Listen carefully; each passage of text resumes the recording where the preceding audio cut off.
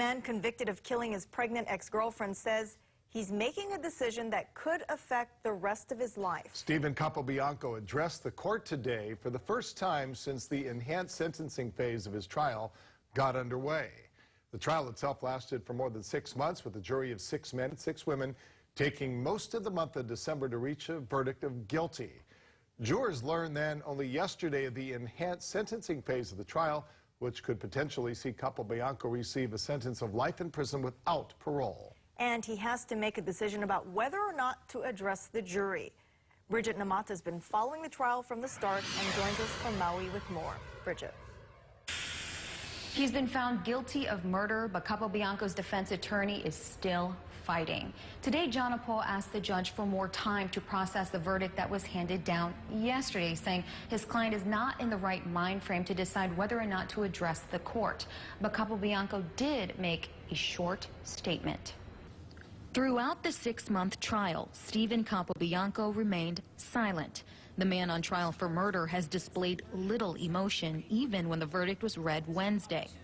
A guilty verdict for murder in Hawaii automatically carries a sentence of life in prison.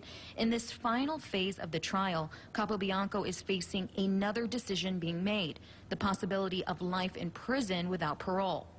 Today, without the jury there, Judge Joseph Cardoza spoke directly to Capobianco.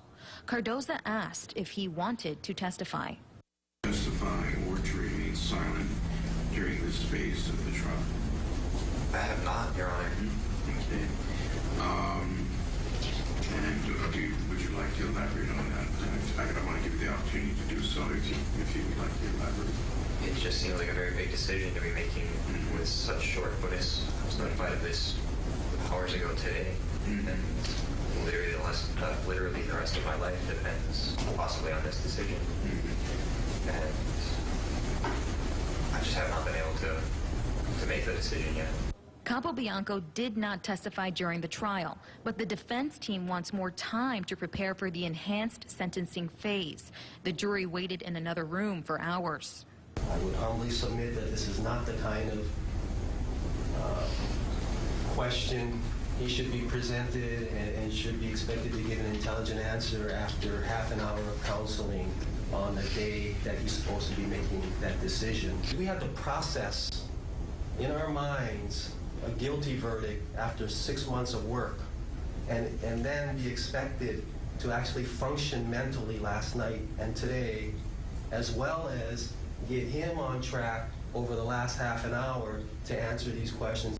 Prosecutor Robert Rivera argued the defense has known since February 2016 of the trial's final phase. Hours after the defense team's request, Judge Cardoza granted Capobianco more time. Capobianco must return to court Friday afternoon. The jury finally made it into the courtroom 4 hours after the scheduled start. The judge apologized for the inconvenience and told them they could not begin the final phase of the trial today, but could not explain why. Jurors are back in court next week after the first of the new year. I'm told this is the longest-running murder trial in Maui history. The jury is back in court next Tuesday morning. We'll keep you updated. Reporting from Maui, Bridget Namata, KHON 2 News. Bridget, thank you very much. We spoke with Carly Spott's mother, who tells us her patience is wearing thin. It's just another step. It's just another step. And we are just trying very hard to be patient with all of it. So, of course, that's hugely important to us. In the state of Hawaii, even though it says that he would not be eligible for parole, he would be, period. Capobianco will be back in court tomorrow, as Bridget said, at 1 p.m. to decide whether or not he will testify. And again, the jury will not be back until next Tuesday. Stay tuned to us here at KHON2 as we continue to follow the next steps in this lengthy trial.